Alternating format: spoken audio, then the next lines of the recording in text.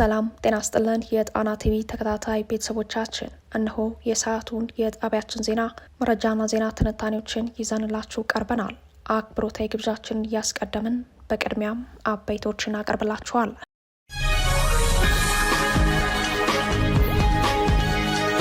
የፋኖ ኃይሎች ከአገዛዙ ጦር ጋር በወሎ ቤት አማራና ሸዋ ቀጠናዎች ብርቱ ውጊያዎችን ሲያካሂዱ ውለዋል። በአንደኛው ቀጠና የአገዛዙ ጦር እርስ በርስ ተጫርሷል። በራያ ቆቦ ሮቢት ከተማ ዙሪያ በተካሄደ ውጊያ ደግሞ ከ40 በላይ የብልጽግና ሰራዊት ጉዳት ማስተናገዱ ሲሰማ፣ በሸዋ ይፋት ቀጠና ደግሞ የአገዛዙ ኮማንዶ በስቦ መምታት ወታደራዊ ስትራቴጂ በፋኖ ኃይሎች ክፉኛ መመታቱ ተሰምተዋል። ዝርዝር የግንባር መረጃዎቹን ይዘናል። በሁሉም ቦታ ላይ በውጊያ የተጣደው መንግስት የጋምቤላውን ግጭት ማብረድ አልቻለም። ከደቡብ ሱዳን የመጡ ታጣቂዎች በርካታ መኖሪያ ቤቶችን አቃጥለዋል። ሰዎችን መግደላቸውን እንደቀጠሉ ነው። ይህንን የተናገሩት አንድ የጋምቤላ ተወላጅ ናቸው። በጋምቤላ የቀጠለውን ውጊያ በተመለከተ የነዋሪዎችን ድምፅ ጨምሮ አሁናዊ መረጃዎችን አብራችሁን ስትዘልቁ የምትሰሙት ይሆናል። የብልጽግናው አገዛዝ በከተሞች ጭምር ከአማራ ሕዝብ ጋር ጦርነት ውስጥ በገባበት በዚህ ወቅት በተለያዩ የሀገሪቱ ክፍሎች ኢትዮጵያ ለውጭ ኃይሎች ጥቃት ተጋላጭነቷ ጨምሯል። የዛሬው ተረኛ ደግሞ ደቡብ ምዕራብ ኢትዮጵያ ክልል ሆኗል። በክልሉ በ3 የማዕድን ስፍራዎች ላይ በተፈጸሙ ጥቃቶች 7 ሰዎች ተገድለዋል። ጥቃቱን የፈጸሙት ድንበር ተሻጋሪ ታጣቂዎች መሆናቸውን ነው በመረጃው ላይ የተመላከተው። ይህም ሌላኛው መረጃችን ነው።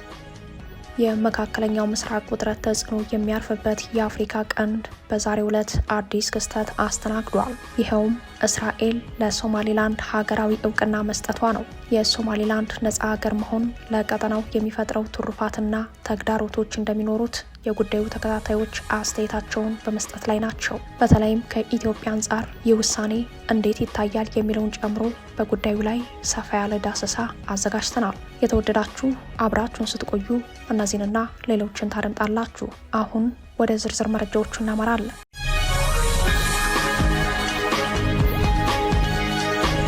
የፋኖ ኃይሎች ከአገዛዙ ጦር ጋር በወሎ ቤት አማራና ሸዋ ቀጠናዎች ብርቱ ውጊያዎችን ሲያካሂዱ ውለዋል። በአንደኛው ቀጠና የአገዛዙ ጦር እርስ በርስ ተጫርሷል። በወሎ ቤት አማራ የአፋብሃ ምኒልክ ዕዝ የደጋው መብረቅ ኮር የአንሻ ክፍለ ጦር አብሪ ፋኖዎች የብልጽግና ሰራዊትን እንቅስቃሴ በመከታተል በፈጸሙት የደፈጣ ጥቃት የአገዛዙ ጦር እርስ በርሱ ጭምር ተታኩሶ ከባድ ሰብአዊ ኪሳራ እንደደረሰበት እዙ አረጋግጧል። ከፍላቄት ተንቀሳቅሶ ጥቃት ፈጽሞ ሊመለስ አስቦ በነበረው የአገዛዙ ጦር ላይ ባላሰበው ሁኔታ የአንሻ ክፍለ ጦር ቃኞች በከፈቱት ማጥቃት ከ17 በላይ የአገዛዙ ጦር ሙትና ቁስለኛ ሆኗል ያለው እዙ ወደ ምሽጉ ከተመለሰ በኋላ በተሰነዘረባቸው ቅጽበታዊ ጥቃት የተነሳና መረጃ አላድረሳችሁንም በሚል ምክንያት አለመተማመን በመፈጠሩ ከአድማ ብተናው ጋር በካምፕ ውስጥ እርስ በርስ እስከ መታኮስ ደርሰው ሰብአዊ ጉዳት መድረሱ ለማረጋገጥ ችለናል ሲል አፋብሃ ምኒልክ ዕዝ በግንባር መረጃው አመላክተዋል። በተመሳሳይ የአውደ ውጊያ መረጃ ራያ ቆቦ ሮቢት ከተማ ዙሪያ በተካሄደ ውጊያ ከ40 በላይ የብልጽግና ሰራዊት ጉዳት ማስተናገዱ ተሰምተዋል። እንደ አፋብሃ የግንባር መረጃ በዚህ አውደ ውጊያ 12 ክላሽና በርካታ ተተኳሽ በምርኮ ገቢ ተደርጓል። ምስራቅ አማራ ኮር 2 ካላኮርማ ክፍለ ጦር ታህሳስ 16 ረፋድ ጀምሮ እስከ ምሽት ድረስ ራያ ቆቦ ሮቢት ከተማ ዙሪያ በተደረገ ተጋድሎ ነው ከ40 በላይ የአገዛዙ ሰራዊት ጉዳት ማስተናገዳቸውን የገለጸው። በተጨማሪም በተጋድሎ ካላኮርማ ክፍለ ጦር የአገዛዙን የውሸት ፕሮፓጋንዳ ለማስተጋባት ህዝብን በአዳራሽ ሊሰበስብ ያደረገውን ጥረት በውጊያ አስቀርተውታል ያለው አፋብሃ ውጊያው ከጠዋት እስከ ምሽት ቀጥሎ መዋሉን ገልጸዋል። ከ12 ክላሽ አንድ በተጨማሪ 500 የብሬንና 500 የክላሽ ተተኳሽ እንዲሁም 10 የወገብ ትጥቅን ጨምሮ ሌሎች ወታደራዊ ቁሳቁስና 3 ሰብአዊ ምርኮ እንደቀናቸው በአውደ ውጊያው ውሎ መረጃው ላይ አመላክተዋል። ውጊያው መካሄዱን ያረጋግጡልን የአካባቢው ነዋሪዎች በበኩላቸው የብልጽግና ሰራዊት ከትናንት ጀምሮ እስከ ዛሬ ድረስ የተለያየ ከባድ መሳሪያ እያስወነጨፈ ንጹሐኖች መንደር ላይ እያሳረፈ በሰው ህይወት በእንስሳት ላይ ጉዳት እያደረሰ እንደሚገኝ ገልጸዋል። እስካሁን 3 ቤቶች እንደወደሙ የጠቆሙት የአካባቢው ነዋሪዎች በንጹሐን ላይ የአካል ጉዳት መድረሱንም ለጣቢያችን ዘጋቢ አረጋግጠዋል። ይህ በእንዲህ እንዳለም በሸዋ የውጊያ ቀጠናዎች የአገዛዙ ኮማንዶ በስቦ መምታት ወታደራዊ ስትራቴጂ በፋኖ ኃይሎች ክፉኛ መመታቱ ተሰምተዋል። የብልጽግናው አገዛዝ የልዩ ዘመቻዎች እዝ የኮማንዶ ጦር በይፋት ቀጠና በማፉድ በማንያምባ በአጋምበር ራሳ በሸዋሮቢት ከተማ ዙሪያ በፋኖ ኃይሎችና በአካባቢው ማህበረሰብ ላይ ጥቃት ለመፈጸም የሞከረ ቢሆንም በአፋድ የሸዋ ጠቅላይ ግዛት እዝ ክፍለ ጦር አባላትና በየአካባቢው በተደራጁ የአባት አርበኞች መልሶ ማጥቃት እንደተመታ የእዙ ህዝብ ግንኙነት ክፍል ለጣቢያችን በላከው የአውደ ውጊያ ውሎ መረጃ ገልጿል። የአፋድ ሸዋ ጠቅላይ ግዛት መሐመድ ቢሆነኝ ኮር ወንዱ አስቻለው ደሴ ክፍለ ጦርና የአምደ ጽዮን ኮር ራምቦ ክፍለ ጦር እንዲሁም በቀጠናው ያሉ የአባት አርበኞች በማቀናጀት በይፋት ቀጠና ቀኑን ሙሉ ውጊያ ሲካሄድ መዋሉን የገለጸው እዙ የአገዛዙን ጦር ከገዥ መሬት ወደ ሞት ወረዳ ስቦ ማስገባት ከገባበት እንዳይወጣ እያደረጉት ይገኛሉ ሲል አውደ ውጊያው አመሻሹ እንደቀጠለ መሆኑን አመላክተዋል። ይህ ዜና እስከጠናቀርበት አመሻሽ ድረስ አውደ ውጊያው አሁንም እንደቀጠለ መሆኑን የጣቢያችን ዘጋቢ ከግንባር አረጋግጧል።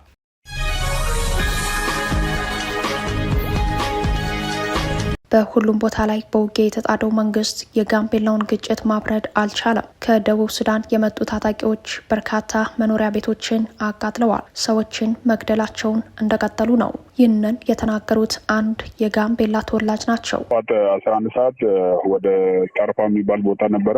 ወደዛ ሂደው ሰው ገሎ ቤት አቃጥሎ ወደ 47 ሰው ምናምን ሞቷል። ትናንትና ከቁስሎች ውጭ 47 ሰው ሞቷል።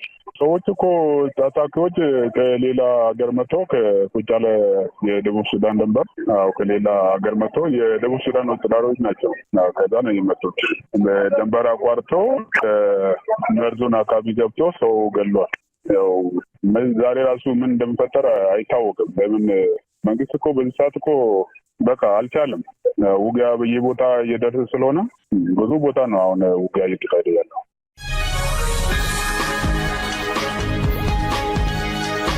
በጋምቤላ ክልል በቀጠለው ግጭት በአንድ ቀን ውስጥ ብቻ 47 ሰዎች መገደላቸው በቀጠለበት እውነታ የብልጽግናው አገዛዝ በጉዳዩ ላይ የሰጠው አንድም ማብራሪያ የለም። እኒህ ስሜ አይጠቀስ ያሉ የጋምቤላ ተወላጅ በበኩላቸው ክልሉ ለደቡብ ሱዳን ታጣቂዎች ተላልፎ የተሰጠ በሚመስል መልኩ ታጣቂዎቹ ሰፊ ቀጠና ዘልቆ በመግባት ጥቃት ማድረሳቸውን የገለጹት መንግስት አልቻለም ሲሉ የተደመጡት ነዋሪው በተለይም በክልሉ ኢንታክ ልዩ ወረዳ ታርፓም ንዑስ ከተማ ከባድ የተባለ ጥቃት መፈጸሙን አረጋግጠዋል።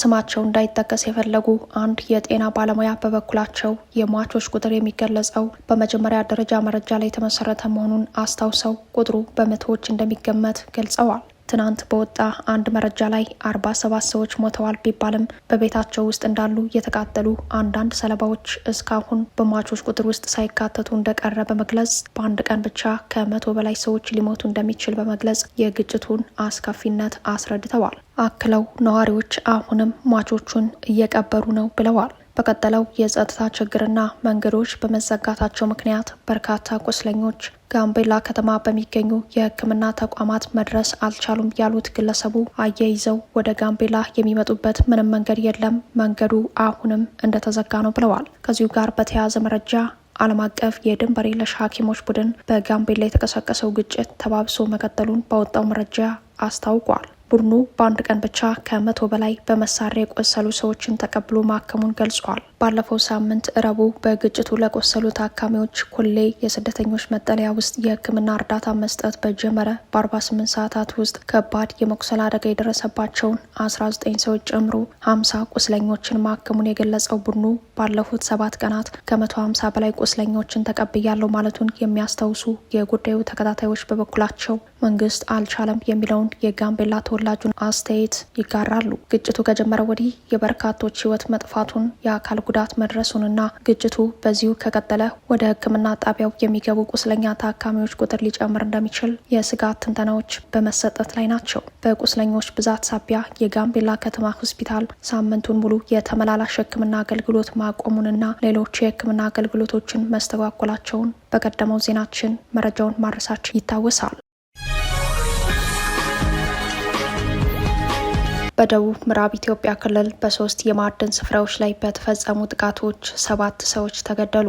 በደቡብ ምዕራብ ኢትዮጵያ ክልል ውስጥ በሚገኘው ቤሮ ወረዳ በትናንትናው ዕለት ታጣቂዎች በ3 የወርቅና የእብነበረድ ማውጫ ስፍራዎች ላይ በተፈጸሙ ጥቃቶች 7 ሰዎች መገደላቸው ተሰምተዋል። በዛሬው ዕለትም በሌላ የማዕድን ስፍራ ላይ የተኩስ ልውውጥ መደረጉ ተገልጿል። ታጣቂዎቹ ከደቡብ ሱዳን የተነሱ የኢትዮጵያን ድንበር በቀላሉ ጥሰው የገቡ መሆናቸው ነው የተጠቆመው። በምዕራብ ኦሞ ዞን ስር በሚገኘው ቤሮ ወረዳ ሐሙስ ታህሳስ 16 ቀን በ3 ስፍራዎች ላይ ጥቃት የደረሰው ከረፋድ 5 ሰዓት እስከ 7 ሰዓት ተኩል ባለው ጊዜ ውስጥ መሆኑን ነው የአካባቢው ምንጮች ያረጋገጡት። የወረዳው ዋና አስተዳዳሪ አቶ ገመዳ ካይዳድ በበኩላቸው ለቢቢሲ እንደተናገሩት የመጀመሪያው ጥቃት የተፈጸመው ቤሮ ማይኒንግ በተባለ በወርቅ ማዕድን ፍለጋ ላይ በተሰማራ የማዕድን አውጭ ኩባንያ ላይ ነው ብለዋል። ኩባንያው በአካባቢው ወርቅ ለመፈለግ ከፌዴራል መንግስት የ3 ዓመት ፈቃድ ወስዶ የተሰማራው ከ1 ዓመት በፊት እንደሆነ ጠቅሰዋል። ቤሮ ማይኒንግ ጥበቃ ላይ ያሉ መከላከያዎች ወደ ከተማ ሲሄዱ እነሱ ላይ ተኮሱ።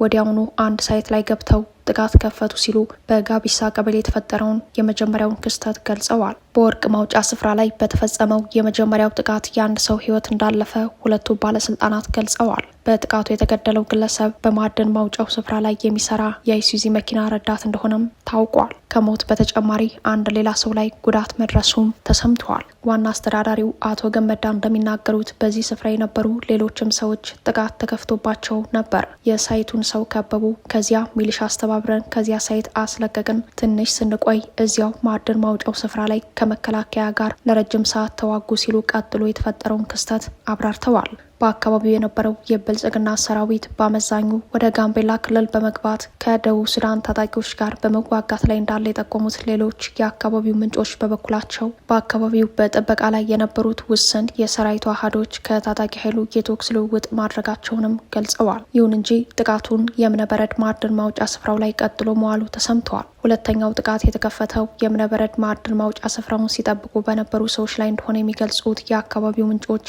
በስፍራው ላይ ተሰማርተው የነበሩ 6 የጥበቃ ሰራተኞች እንደሆኑና ጥቃቱ በደረሰበት ሰዓት ግን 3ቱ በስራ ላይ እንዳልነበሩ አስረድተዋል። ይህንን ተከትሎ ከደቡብ ሱዳን የገቡት ታጣቂዎቹ 3ቱ ጥበቃ ላይ ያሉትን መቱ። 2ቱን ገለው መሳሪያቸውን ይዘው ሂደዋል። አንዱና ምግብ የሚሰሩ ሴቶች ተርፈዋል ሲሉ የጥቃቱን ሁኔታ በዝርዝር አስረድተዋል። ቢቢሲ በጉዳዩ ላይ ባወጣው ዘገባም በተመሳሳይ በዚሁ ጥቃት 2 ሰዎች መገደላቸውን አረጋግጧል። 3ኛው ጥቃት የተፈጸመው ከእብነበረድ ማውጫው ስፍራ በ3 ኪሎ ሜትር ርቀት ላይ በሚገኝ ሻምበል ሰጠኝ በተባለ የወርቅ ማውጫ ላይ መሆኑም ተመላክቷል። በክልል ደረጃ የሚሰጥ ልዩ አነስተኛ የወርቅ ማዕድን ቁፋሮ ፈቃድ ወስዶ እየሰራ ያለ ማህበር የሚንቀሳቀስ በዚህ ስፍራ ላይ 2 ሴቶችንና 1 ወንድ መገደላቸውም ከአካባቢው ምንጮች ተረጋግጧል። ከጥቃቱ በተጨማሪ የቁፋሮ ስፍራው ንብረቶችን በእሳት የማቃጠልና የመዝረፍ ድርጊት መፈጸሙም በመረጃው ላይ ተመላክቷል። 1 እስካቫተር፣ 1 ሎደር በእሳት ተቃጥሏል። ካምፑን ሙሉ በሙሉ አፍርሰዋል ያሉት የአካባቢው ምንጮች አንድ አዲስ እስካቫተር ሊያቃጥሉት ሲሞክሩ ስላልቻሉ መስታወቱን ሰባብረው ሄደዋልም ብለዋል። ከነዚህ ጥቃቶች በተጨማሪ ሚዛንና ነዳጅ ጭኖ ወደ ሳይት እየተጓዘ የነበረ አንድ የጭነት መኪና አሽከርካሪ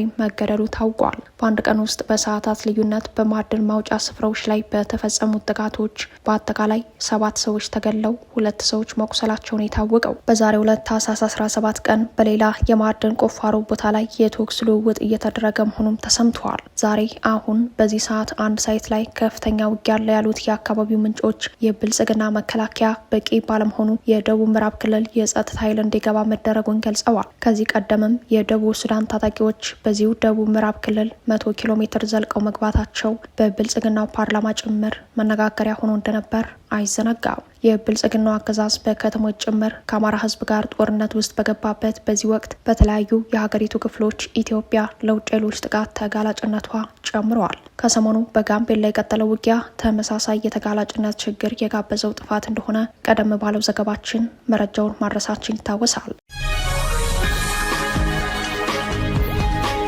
በመጨረሻም እስራኤልና ሶማሌላንድ አንዳቸው ለሌላኛቸው እውቅና ለመስጠት ተስማሙ።